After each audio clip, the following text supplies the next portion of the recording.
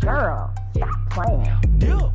Welcome back to another episode of the Girl Stop Playing podcast. It's your favorite homegirl, Coriel, here to encourage you to stop playing with your potential and start working for what you want in life and in love.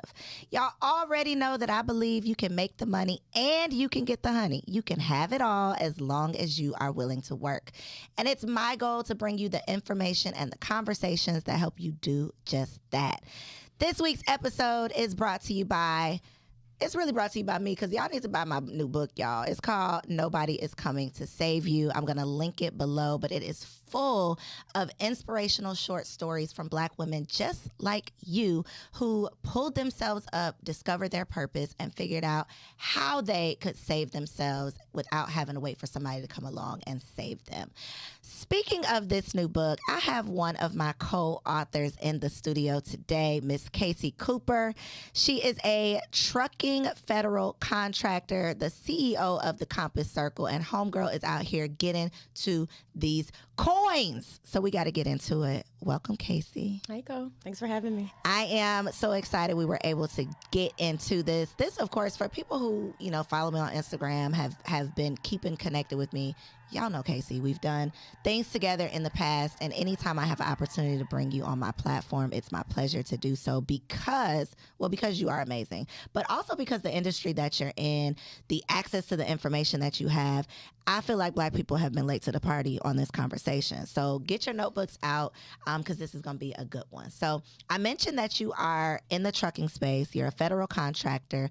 How did you get into trucking? Because when we hear trucking, like, my brother's a trucker, my nephew's a trucker, it's always a man that I think of. So how did you get into the space? So I got into trucking because when I was 15, I used to have vending machines, right? And so I would go to Costco and get my merchandise and fill it up. And so early on, I learned that I don't have to be the one making the money. So I got about 25 and I was like, you know what? I think I'm gonna just buy a truck. It just was like an epiphany.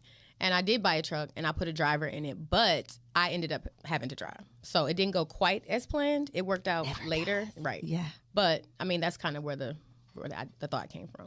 So you bought a truck, you put somebody in it, things happen like they always do. It didn't necessarily work out. And instead of you saying, okay, let me just hire another driver, you said, I'm going to figure out how I'm going to do this. Right. Yes.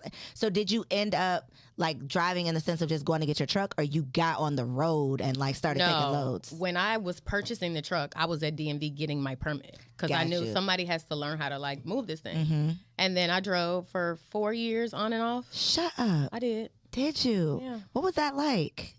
I didn't know this. It was pretty like cool at first. Until I started breaking down 100 miles from home and being dirty every day. Yeah. But I got over it real quick. Like, I didn't want to do it no more. I'm seeing so many women getting into the space and doing, is it called tandem driving? Like two people in the truck together? Running teams. Yeah. How is the money being a driver versus being an owner? So here's the thing. As a driver, you're only going to make so much because it's not your company. That's anywhere, right? As an owner, I mean, it's unlimited, but you have more risk, you have more issues, you have more problems. It's like kids. You got, each kid makes you more money, but it's also more issues. Gotcha. So it's kind of like a toss-up. You really got to decide what you want to deal with and kind of work backwards.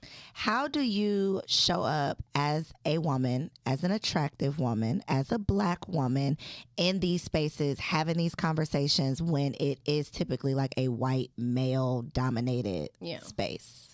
I'm so used to it now. I just bust in the room like, hey, I just bring my full self. At first, when like earlier on, I was kind of intimidated because I am a beautiful woman, you know what I mean? And it is mostly white. But you just got to go in there and just be you, and the right people will gravitate towards you. So when did you get into, because trucking, okay, we've heard about it. Federal contracting with trucking, I feel like we don't know enough about it. Right. When did you transition, or how was the transition from I'm working with the dispatcher, I'm getting these loads, which is like the traditional way of doing things, to I have more guaranteed income and loads with contracts? It was actually, I was kind of against it, to be honest, because I had the trucks, I had 5 trucks, 5 trailers, 5 drivers. That's a lot of financial bandwidth. That's a lot of responsibility. So I was so plugged in and so just in my zone every day. When I heard about contracts, I didn't really at first take it as serious as I probably should have. But once I did, I mean, it took me 2 months to get my first contract. And once that happened, yeah, I was like, to hell with them trucks. I'm not doing You was off to the races. I was off to the races. I know in your chapter in the book, it said like your moment of knowing you had to save yourself was when you realized you were thinking too small. Yeah. Is that what you were referencing? Like that there was another way of doing things other than what you had become used to? Not even thinking too small. I think we go into business upside down. White people go get the contract first, which tells them who, what, when, where, how, and how much. We go run to go dig the ditch, right? And then They'll be throwing our money in there. You just can't expand doing the work all the time. So I had to just kind of pivot, take a step back, get rid of every asset-based truck I had, because now I hire people to do the work for me. Mm-hmm. And it really like changed my whole entire like life. Grew from there. Oh my God.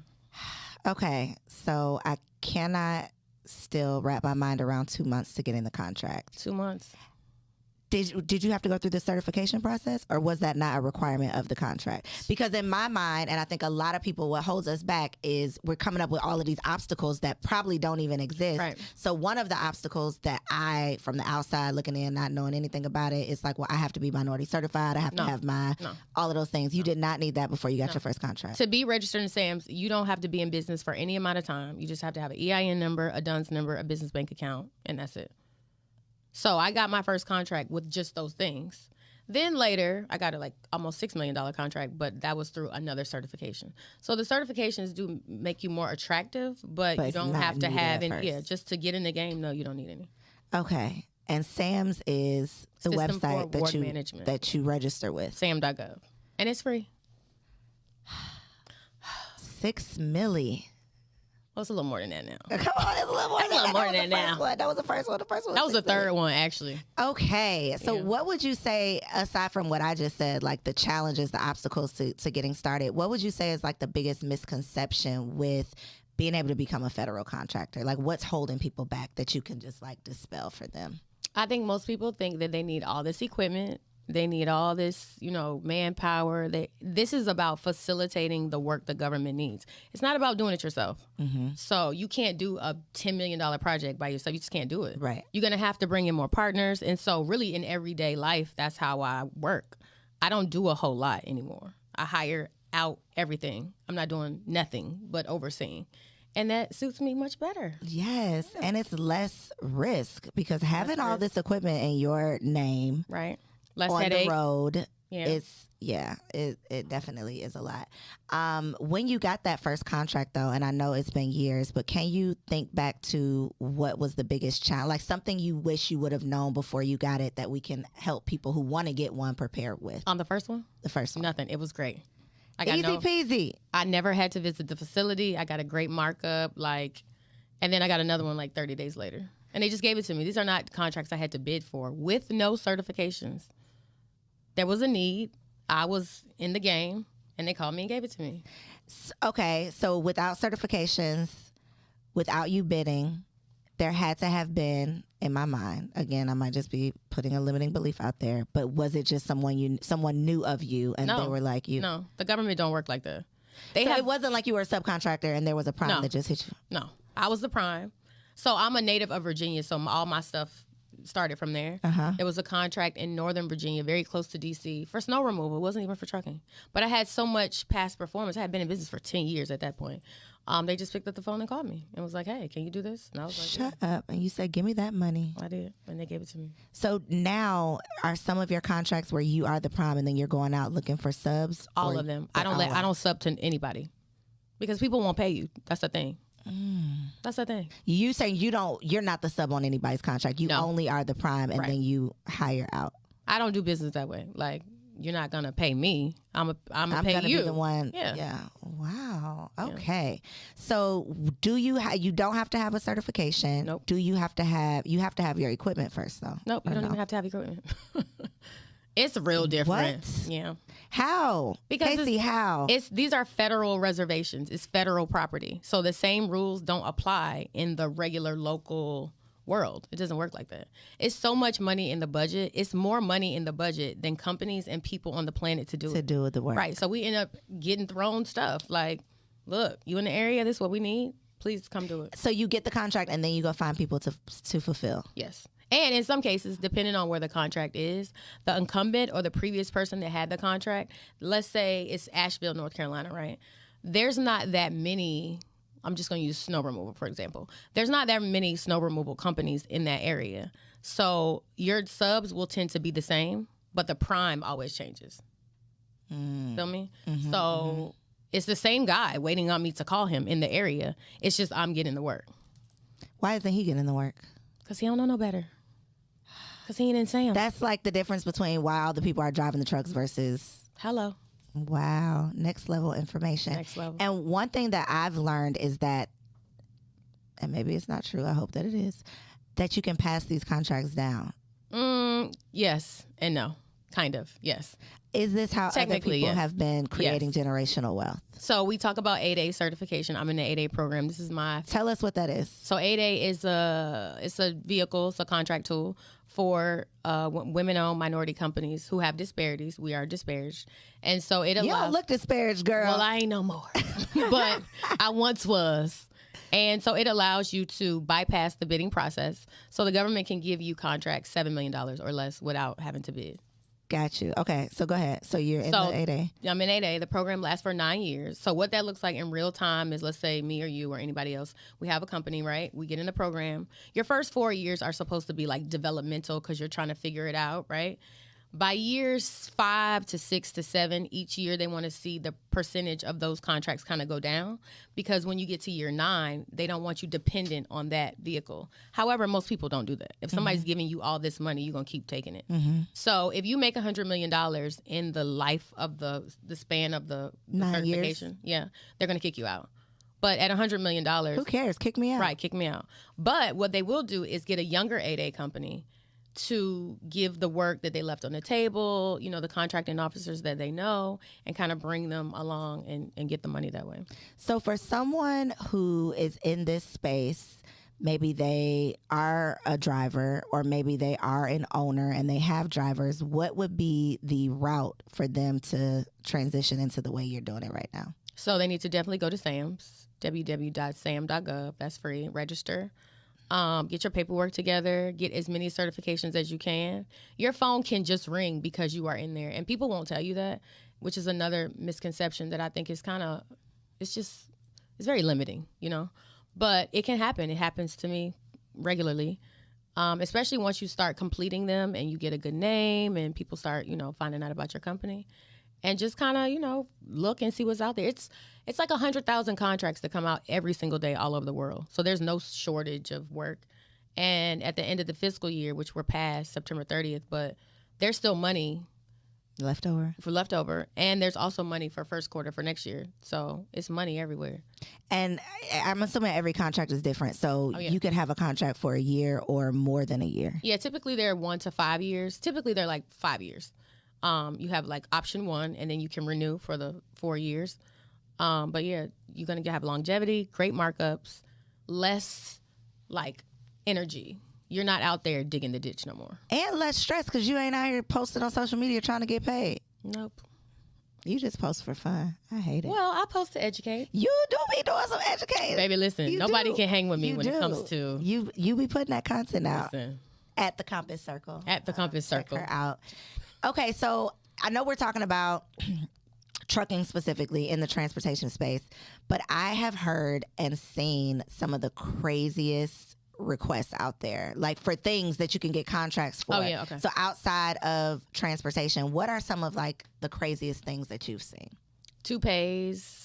I know you're going to say that because I asked somebody, I posted wigs. that. Yeah, wigs. You posted toupees? Yeah, it's way down my page. Toupees. Oh, you mean you posted it on? I'm like, girl, why would you bidding for toupees? But you posted it on your page. Okay. So like wounded warriors, when they come back from war, you know, they try to help them. Makeup, soybeans. Now, why would you need makeup? Because the wigs I can get, it's like medical wigs and things like that. Oh, I don't know. It's that convoluted. There are so many agencies, sub-agencies. They do so many things. Like I saw one for 12 white polar bears for scientists in Alaska. We're not thinking, you know, Department of Interior, all these other intricate agencies. You're not thinking about NASA. You're not thinking about research. You're not thinking about laboratories. We're not thinking about anything. We're thinking about Instagram. We're thinking about Instagram. So the reason I brought that up, even though it doesn't have anything to do with trucking, is again, our people have so many limiting beliefs around the way we have to do business. I mean, I was at a lunch the other day. Shout out to David Shands. He got together a bunch of podcasters, and he was talking about how he got a contract with a corporate contract because they are creating a podcast division. See? And I'm over here like thinking about advertisers and thinking about, all of like the traditional ways that you get paid, but there's literally a whole world outside of just our limited scope of how to do business, and other communities have tapped into this, but we again are like late to the party when it comes to these conversations. Yeah, it's real different over here. Real different. Real different. And one of the things that I think we don't know or we're not educated on is the fact that the government has nothing. They don't make anything. They don't produce anything. Right. They're literally looking. That's where all of these contracts are coming from. They're not out here making wigs. They're not out here doing makeup. They're literally contracting small business owners like you and me, even though I don't think small business owners. She doing big business. But contracting these small business owners to be able to fulfill the need. Yeah. And for us, it's just like, no, if I do makeup, I got to do it on you. I got to, find you to do it. But you can literally get a contract for it. Literally. It's real different. Yeah, they're the largest customer in the world. Paper clips to ketchup to rocket scientists to animals to, anything. They buy it all. They buy it all. And we selling it. So we just got to start selling it in the right way. What do you think is something that you wish you would have known before even though your first contract was easy, knowing what you know now, having, doing it for so long, what would be like some advice that you would give someone before they get their first contract? Get into project management. Like, that's the wave. It's not about having. What does that mean? Explain that. So you can manage the project. You're facilitating the work. You're basically not the middleman, but you're like the boss, and you're just making sure that everything gets done. Yeah, but you go hire what you need. Go hire the trucks. Go hire the staff, and then you mark it up. Make your money, let them come in and do the work because they're already doing it. Mm-hmm. You're giving them work. They're happy to get paid. And you have less stress. You're making more money and the job gets done and everybody's happy. Y'all make it just sound so easy. Y'all make it sound so easy. And again, I've been like playing around with this paperwork, y'all. I know, don't do it. But I've literally been playing around with like the certification paperwork for at least like 3 years. Go fill out the paperwork. I need to stop. I need to stop playing. It's me. I'm the girl that needs to stop playing. Okay. So first steps to getting started, doing the SAMs. I'm assuming, would not recommend anybody, because trucking has become like this thing. Right. Trucking is like the thing to do, but most people are telling you how to buy a truck, what kind of truck you should buy, yada, yada, yada. Your recommendation. Don't go buy no truck. Don't y'all go listen. My recommendation. What camera do I need to look into? Tell my business, but my recommendation: don't go out here buy no. Don't go out here buy no truck. Okay. Don't do that. Don't do like me. Yeah, look at that camera and tell the people what to do. Don't go buy no truck. Don't do that. What do they do? Go fill out the paperwork. And then find the people with the trucks. Find the people with the trucks. Okay, so speaking of finding the people with the trucks, I know, and I've been able to watch you even since I've known you, your business has evolved, right? Definitely. So now I see you talking a lot about the turnkey. Yes. Tell the people what that's all about. So we have a program, it's called Turnkey. And I wish I had done this if I had known better. So if you're going to do trucking, I would say do it how we design it. We set up the trucking company for you. We do everything. Make sure you're all FMCSA compliant, drug and alcohol, everything you need. And then we hire the fleet for you, so that you can focus on being a better business owner. They have the truck, they have the note, they want to get paid, and you make a percentage of every load that they carry. So you're like an investor. No, you're like Uber, but just for trucks. But your responsibility is putting the money up, right? Or no? No, your responsibility is doing the payroll, of course, because we have in-house dispatchers that keep the trucks moving. So when you get paid, you have to make sure that you do the weekly deductions, pay your driver, and that's your involvement. So it's passive. My head is spinning. I'm sorry. I'm trying to. It's so easy. It's just enlightening. I try to simplify everything. Yeah. I didn't know it was a thing. We think too hard. We do. And then we don't be making no money. And the fact that you have children, two children, while you are managing all of this, I'm assuming, because I always, when people have kids, I'll be like, how are you doing anything? Like, how is it possible? But you figured out a smarter way to do it. So you aren't in it every single day. No. But I know that they know what's going on. Like, they've obviously grown up in the business and, you know, been a part of the evolution. What is like the thing that you want them to take away from what they've seen you do? So my children are being reared in a dynasty. Like, you don't have a choice. My son is 14, 15. He just turned 15. He works for me already. My daughter will do the same. He will run my company, and that's your option. That's it. Yeah, you're not going to work at Wendy's. How do you feel about college? Oh, it's great, but my kid's not going. They're not. So they can't go. Can they go? If they wanted to go. But it's not a necessity, obviously, no. But you'll let them go if my they kids are go. homeschooled, so they're not. Are they? Yeah, girl, I got to simplify my life, honey. But you're not teaching the lessons. No. Girl, let's talk about that, okay? We didn't even know this, but I just be asking my own personal questions because Ask this away. is a conversation.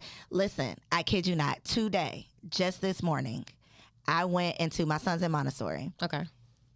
That tuition is college tuition. Kid you not. I already know. I have another baby on the way. Yes, you do. Yes, I do.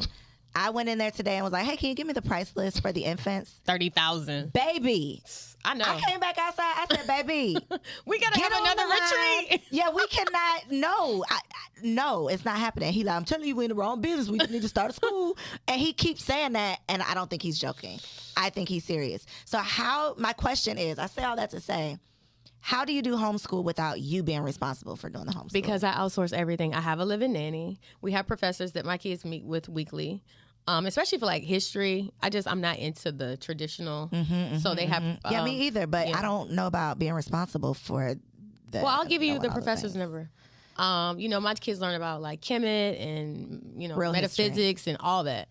They also have a math tutor, and then they have an online curriculum that they follow, and I try to simplify everything. Yes. Yeah. Have you heard of like, I don't know the technical term for this, but it's like pods? Yeah. Like co-eds. Yeah. Like they're still learning with other people. Because I think a big part of it is like the social aspect also of you not wanting your kids to just I think that's a misconception. Do you? Yeah, I do. How do you feel about it? I don't, because I mean, my kids are social. They went to school prior. We started off homeschooling, and then I was in the thick of it, so they went to private school, and then things picked up, and I could not keep this up and that, so something had to give. Right. And it's really the best decision I ever made. School is a lot, especially when your kids go to like a good school. You in school, really. And, you know, 2 of them is a lot. I'm not married or nothing, so like it just was a lot. So when the first time doing homeschooling, were you doing it then, or you still had like a teacher I was doing hired? it solely then. But mind you, this was like I was 27, so it was a little different. Life was different then. It was a little different, yeah. Wow. But I loved it. How old were they at that time? I only had my son. He was like 2, 3, 4, and then they went to school when he got like 9. So in my mind, I used to be a teacher. I taught 2nd and 3rd grade. I remember you did say that. Right? Yeah, I taught 2nd and 3rd grade, and it's still a hell no for me. Only because I feel like, and I mean, he's like off to the races with Montessori. Like he's only 1, but he knows so much. Yeah. And I have always known this since coming out of the classroom because I saw the difference between the kids who went to private school for like pre-K, kindergarten, 1st grade versus the kids who just been in public the whole time. Light years ahead of the public school kids. So I always said I didn't necessarily believe in private school as an expense, but I always thought that doing it early was a good investment because once you get that early stuff, that's the foundation. You're in there. So in my mind, my, you know, hang up is like, I don't want to be responsible for you knowing how to read. You know, like that is such a responsibility. If you mess that up, ooh, I don't want that on me. No. So I don't mind doing some of it. I just don't want to do all of it. Well, I ain't doing none of it. Okay. You ain't doing none of it. I'm but not. your kids are older now. So here's my thing. I think what we're saying is similar. We all have a hang up, right? My hang up was, so my mom dogged me. Like, I'm like, I got to take them out of school. And I felt so guilty because my career was really like taking off. And I went to the school and talked to the principal. I was like, I just can't do this no more. Yeah. Like, I can't do it. I got to get this money. Yeah. But once I did, and my mom was like, you so stupid. Da, da, da. I mean, she dragged me, right? And then a couple years later, COVID happened. And everybody was homeschooling anyway. And she was like, you so smart. Oh, my God. Da, da, da, da. And I was like, girl, bye. Told you. Right. So I just got to get out of your own head. You got to do what works for you. Mm-hmm. You're running your own race. I run my own race. So I have to do what works best for me. And it's working out. And it's working.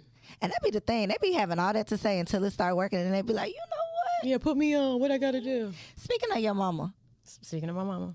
Your mama is a mess. Your mama doing these splits. Busting Follow it. her on Instagram at the Compass Circle. Okay, it's more than just trucking going on this It's Instagram. way more than okay? just trucking It's going way on. more than trucking. But I think that we are blessed to be a part of this new generation that we don't have to do it their way. You know, like we figured out our own way of doing it. Even if people look at us crazy by our decisions, most of the time when we truly are doing what we're led to do, it's going to work out. And then they're going to be asking, well, how did you do that? Right. And I can't take advice from nobody that I wouldn't switch places from. And Facts. it ain't too many people that I would you're switch willing places. to. Hell no. So, Yes. you know, people asking me what to do. So it's working and I'm happy to be doing it. Yes. And I'm happy that you are a part of this book because I mean, obviously, y'all are getting a glimpse at her story. And there's so many women out there who might look at you now and think, well, but she had this or she had that, and something that they don't have as an excuse or a limiting belief for why they can't have it or why they have to wait on someone to come along and save them, which is the whole premise of the book. So many diverse stories, okay? I'm talking about women who have dealt with homelessness, women who have dealt with domestic violence, and women who don't have that sad story. They were living their best life and it still wasn't the best life. So really, I think that y'all will be able to relate with somebody out of the book. But if you could summarize like in one statement of why women need to save themselves, what would that be? Because you can't depend on nobody, especially when you got babies.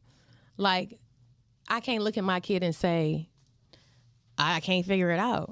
I can't do it today. I don't have it. It's not an option. It's not an option. So you got to figure it out. You got to figure it out. And these babies will bring some stuff up out of you. Like some stuff that you ain't know that you had. Yeah.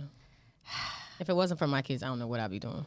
That was like I see it now. Yeah. Like so many women who have like really figured it out, they had a baby to motivate them. That's know, like the thing that could be looked at as a burden literally is your blessing because it's going to push you to, it got to work or it got to work. I mean, imagine me not feeding them because somebody not feeding me. That's crazy. That's crazy. That is crazy. No, that can't work like that. Listen, grab a copy of the book. We just got into a little bit of it. For the trucking at the Compass Circle, definitely check my girl out. But what else?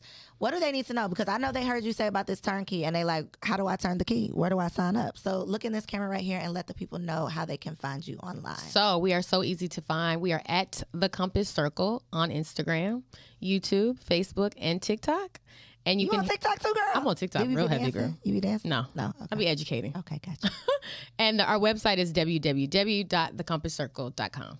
Check my girl out. She is legit, y'all, in this space. And I love that you are bringing other Black people along with you. Absolutely. Bringing us to the party. Absolutely. Y'all, get your copy of the book. I will make sure I link it in the show notes below. Thank you for tuning in to another episode of Girl Stop Playin'. Like, comment, subscribe, share. And if you happen to be listening on one of our audio platforms, leave your girl a 5-star review. See you on the next episode. Girl, hey, I hope you enjoyed that video. This channel is all about encouraging you to stop playing with your potential and start working for what you want in life and in love. So make sure you hit that subscribe button so that you'll be notified when the next video drops. And comment below and let me know what you want to see on the next video. Peace out.